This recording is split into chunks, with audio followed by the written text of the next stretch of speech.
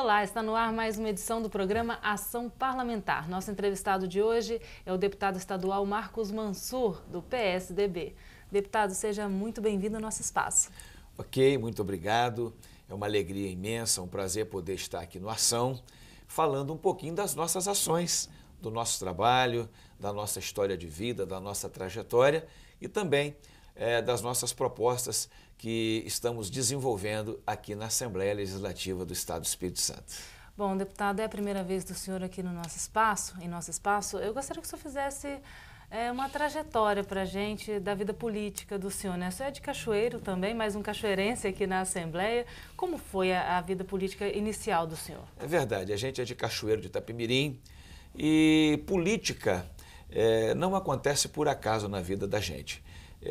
A gente tem uma aptidão, desde muito pequeno, muito cedo, a gente demonstra uma liderança. Por onde passei, na escola, nos meus primeiros anos de trabalho, sempre a gente trabalhou liderando entidades de classes, participei de movimentos estudantis na universidade e depois na nossa própria vida eclesial eu participei, fui presidente da convenção da nossa denominação religiosa, que é a Batista Nacional, por 2 mandatos. Então a gente tem essa coisa da liderança e da política sempre na veia e a gente sempre está presente de maneira atuante neste campo. E na militância política, a gente vem de um segundo mandato, foram 2 mandatos para vereador em Cachoeiro de Itapemirim. O primeiro mandato, a primeira vez, nós tiramos 7º lugar geral, depois tirei 3º lugar,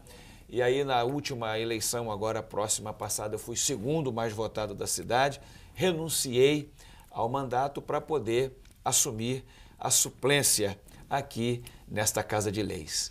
Bom, deputado, o senhor entrou recentemente para a Comissão de Agricultura, é membro efetivo, também é técnico agrícola há mais de 30 anos, portanto tem uma ligação aí com a área, né? Como o senhor avalia o trabalho da Comissão de Agricultura de forma que gere resultado para o homem do campo?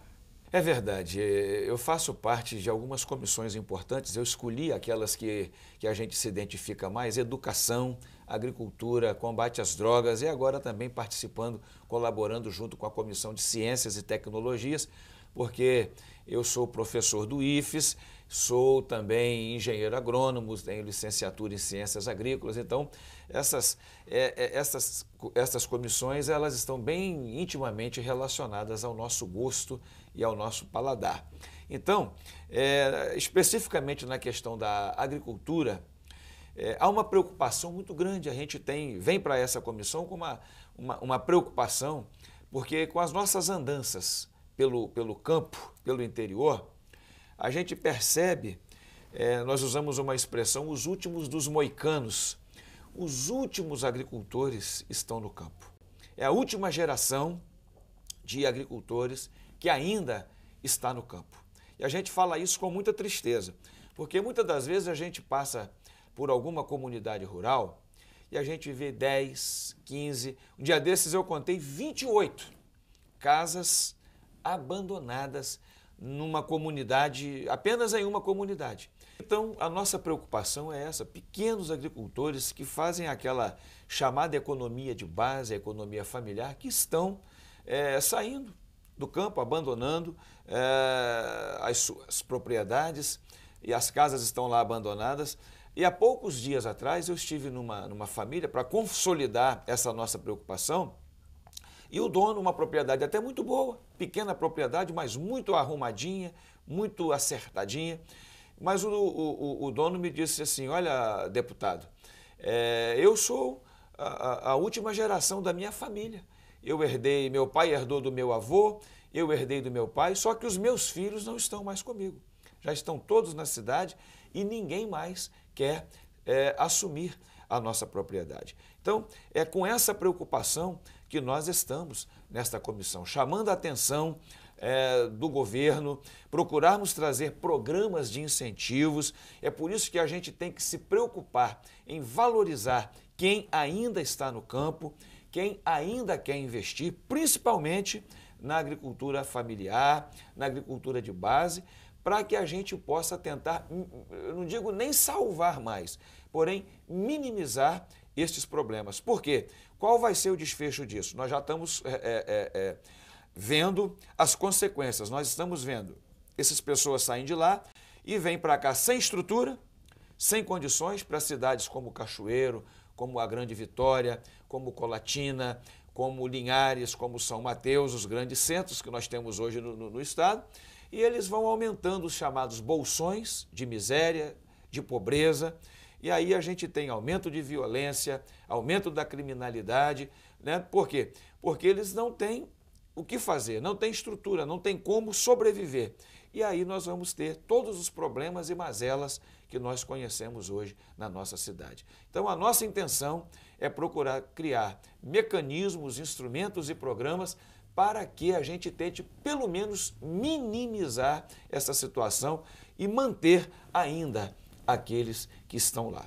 Manter o homem no campo, mas com qualidade de vida e porque ele quer ficar, né, deputado? Tem muita gente que quer ficar, mas não fica porque não tem estrutura, não tem estrada, não tem telefonia, não tem uma internet, não tem um lazer, né? Então é muito complicado, às vezes não tem um recurso de saúde mesmo, não tem às vezes uma escola funcionando com decência. Então toda essa logística, toda essa estrutura deve ser questão de debate dentro da nossa Comissão de Agricultura para fazermos proposições para, juntamente com o governo estadual, a gente tentar diminuir, minimizar e ajudar na solução desses problemas lá. Por outro lado, a gente tem aí as pessoas que colocam normalmente essas novas tecnologias em campo, que levam essas tecnologias aos produtores, que são os técnicos, né? Recentemente, Perfeito. A Comissão de Agricultura recebeu um grupo de técnicos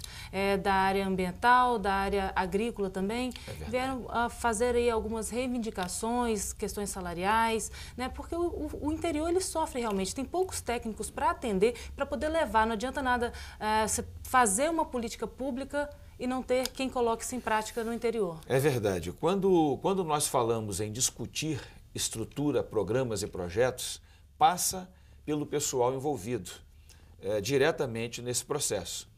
E o Estado do Espírito Santo tem uma boa geração de tecnologia.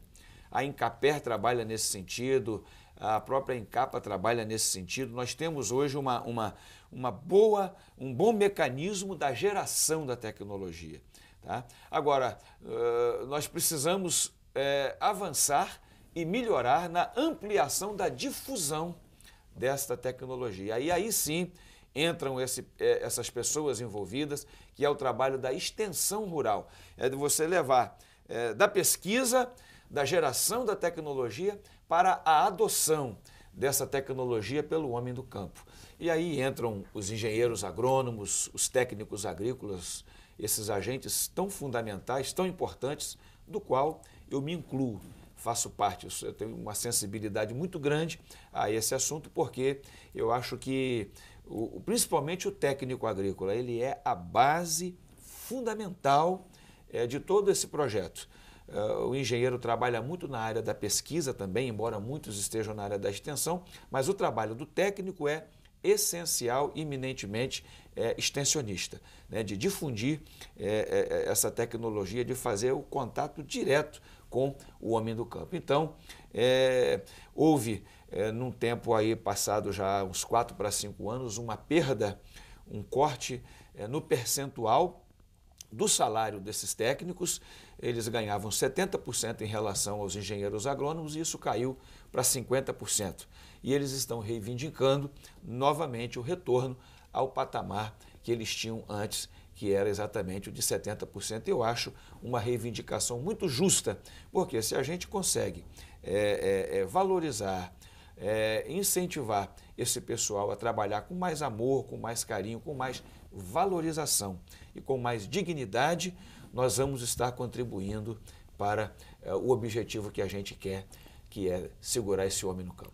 Bom, deputado, antes da gente mudar de assunto, né, falar de educação, de política sobre drogas, vamos finalizar esse primeiro bloco falando sobre uma indicação que o senhor fez ao Executivo para a criação de uma subsecretaria de pesca na SEAG, né, a Secretaria de Estado da Agricultura. Qual o propósito dessa iniciativa? Bem objetivamente, o Estado do Espírito Santo tem que trabalhar em cima da sua vocação. Então, nós somos vocacionados para a agropecuária e para a pesca. Nós temos toda uma costa, né, de 411 quilômetros de praia, de mar. Então, nós temos tanto a aptidão natural, como também nós temos a aptidão da produção de água doce na área de pesca. Então, haja visto, hoje nós somos o maior produtor de camarão de água doce do Brasil. Então, nós temos hoje dos 78 municípios, 35 municípios do estado do Espírito Santo trabalham com pesca e aquicultura. E nós, observando todos esses dados e toda a produção que hoje existe, hoje são mais de 20 mil toneladas de produção de peixe anual no estado do Espírito Santo, e observando, se nós fizermos um investimento, um tratamento apurado em cima desse setor, nós temos condições de ampliar ainda mais, então nós estamos sugerindo como política de valorização e também de geração de tecnologia, essa criação da Subsecretaria de Pesca e Aquicultura para a gente fomentar, para a gente dinamizar e alavancar ainda mais este setor dentro da nossa agropecuária capixaba. Bom, deputado, a Secretaria Estadual da Agricultura, ela tinha lançado, na verdade, o PDAG, que depois se transformou em novo PDAG, justamente para poder propor políticas públicas para este setor. Mas uma subsecretaria funcionaria melhor, não é mesmo? Eu acho que se nós tivermos um mecanismo político, na verdade, a minha proposta, o meu sonho primeiro é que tivéssemos uma secretaria mesmo, secretaria específica para cuidar da pesca, assim como nós temos no governo federal o Ministério da Pesca, né? Eu acho que caberia no estado do Espírito Santo, sim, politicamente, um pensamento nesse sentido, tá? Mas quem sabe uma subsecretaria é um grande passo que vamos estar dando para uma discussão política nesse sentido para o futuro. Bom, deputado, vou pedir licença ao senhor um instantinho, daqui a pouquinho a gente continua o nosso Pois bate-papo. não, com prazer, com prazer. E você que está em casa acompanhando a ação parlamentar, voltamos já já.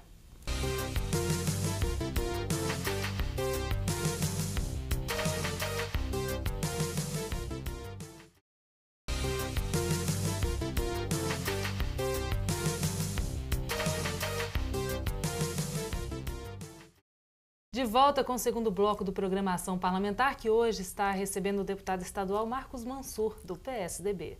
Bom, deputado, no primeiro bloco a gente enfatizou bem a questão da agricultura, né? Verdade. E agora a gente vai falar um pouquinho sobre os projetos que o senhor já apresentou aqui na Assembleia. Perfeito. Um deles obriga o Executivo a dar mais... Aí vem o Executivo Municipal e o Estadual, né? Os municipais e o estadual, a dar mais transparência com relação aos gastos em shows, né? Qual o propósito desse projeto? O propósito principal é transparência mesmo, tá? É transparência com o dinheiro do povo, com o dinheiro do contribuinte, né? Com o dinheiro da população. E a proposta nossa é que em todos os shows, assim como acontece nas obras, tanto do governo estadual quanto dos governos municipais, aparece lá em cada obra o montante do valor, do custo daquela obra. E o nosso projeto de lei é que também em cada show que vai haver nos municípios ou que o Estado mesmo venha promover, que haja também um mecanismo, um cartaz em algum lugar visível para mostrar para aquela população que vai participar daquele show e para quem não vai também, para todos os contribuintes, o custo daquele show, quanto está se pagando aquele artista, né? Aquela banda, porque a gente vê por aí muitos descalabros às vezes. E tem determinados eventos que a gente olha e fala, meu Deus, quanto custou esse show?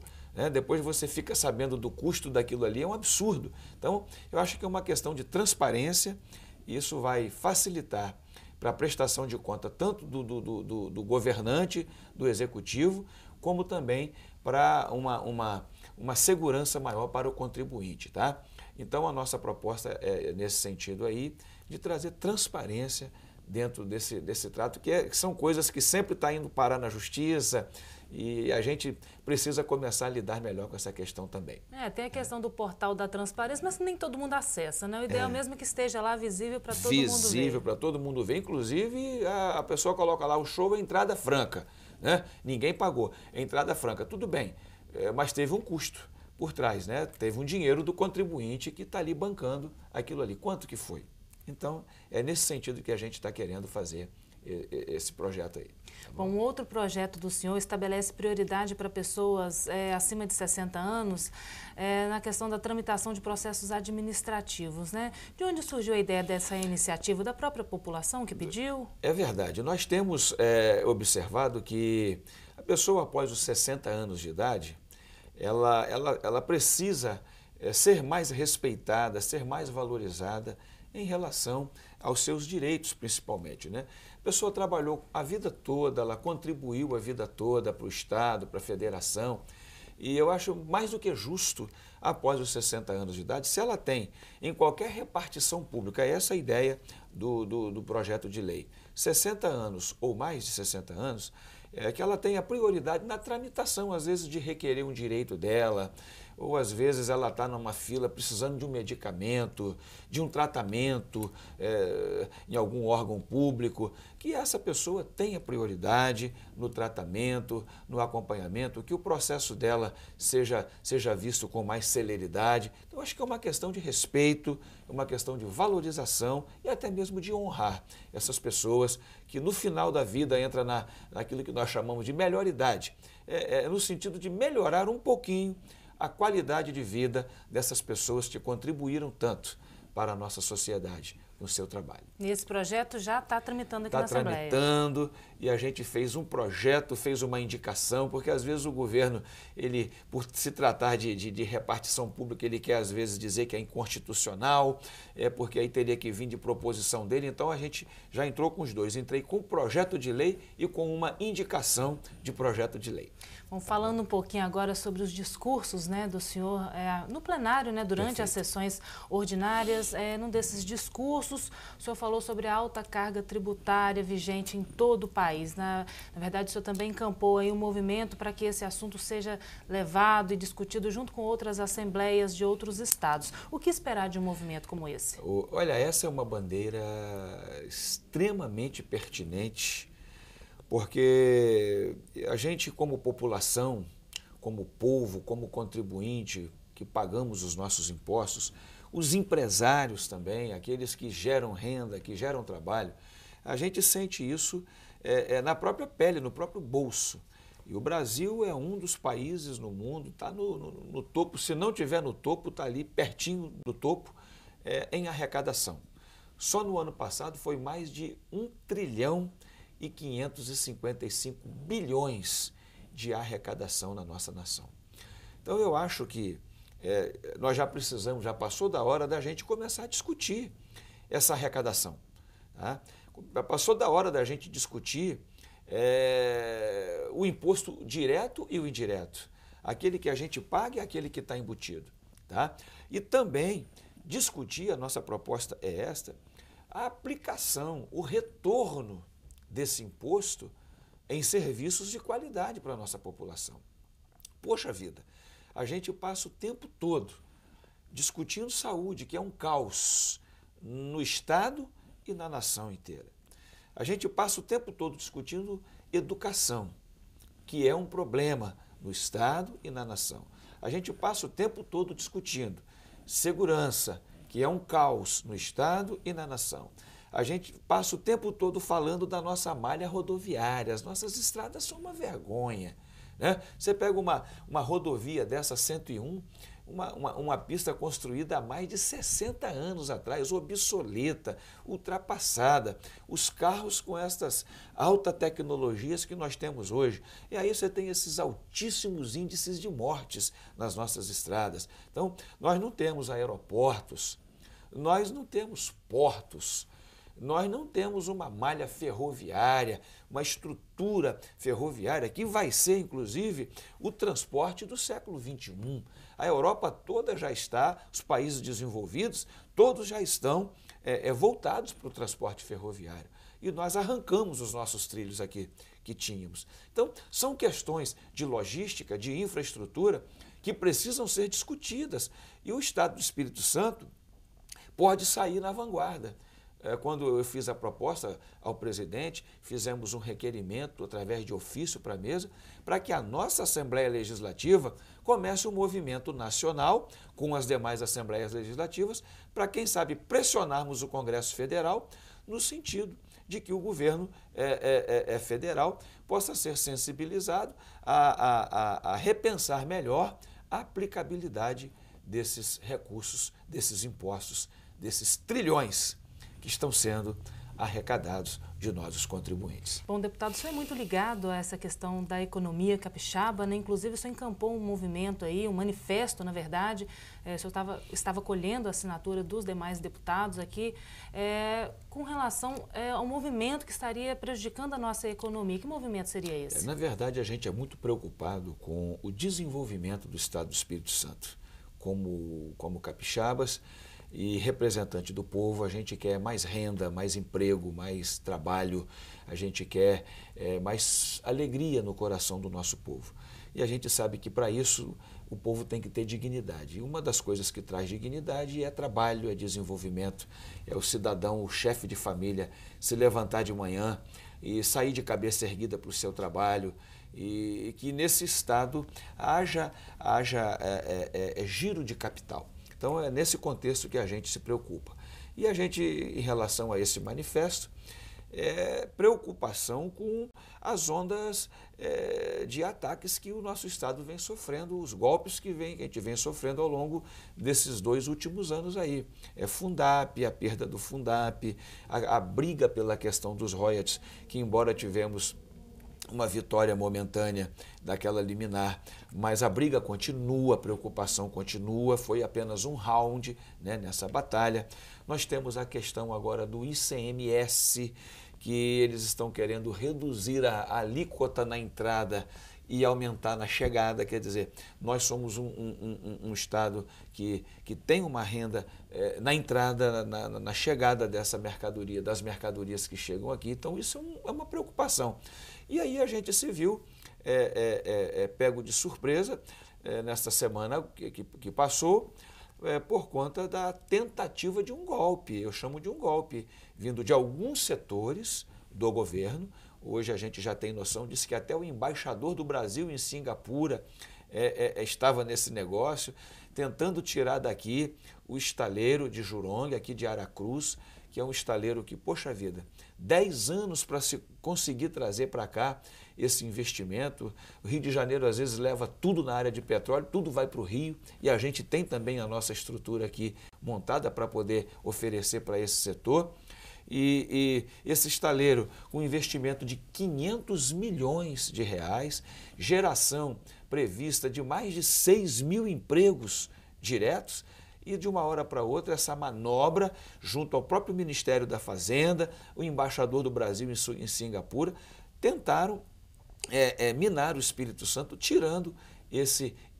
tentando tirar esse estaleiro daqui para levar para o norte fluminense, para o estado do Rio de Janeiro. E aí tem envolvido também, né, o senhor Eike Batista, esse arquibilionário Eike Batista, né, que já ganhou muito dinheiro aqui no estado do Espírito Santo e agora se instalou no Rio, e tentando levar os investimentos aqui do nosso estado numa hora ruim, numa hora em que a gente precisa, na verdade, de trazer mais e não de deixar sair daqui. Não que tirem da gente, é um momento que tragam para cá investimento. E aí, esse manifesto foi nesse sentido, de tentar mostrar para a nossa população, para o nosso povo e para a nossa gente, que esta casa não está omissa. Nós não estamos passivos a isso. Nós estamos atentos e nos manifestando de maneira contundente em relação a esta questão.